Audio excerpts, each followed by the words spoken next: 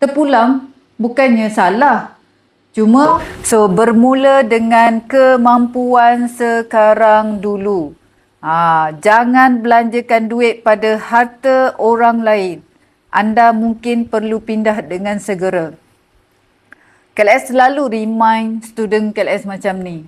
Okey, tapi kalau you tak nak ikut, terpulang bukannya salah.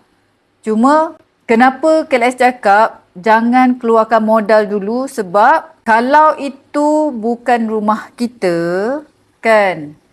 So kita pun tak tahu lagi sama ada kita boleh apa orang kata menggunakan rumah dia tu lama ke tak.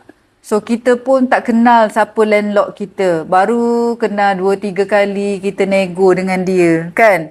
So kita pun tak tahu dia mungkin ada niat nak jual ke, kan? Tapi yang paling dahsyat kalau berlaku kematian. So dia dah menjadi harta pewaris dia.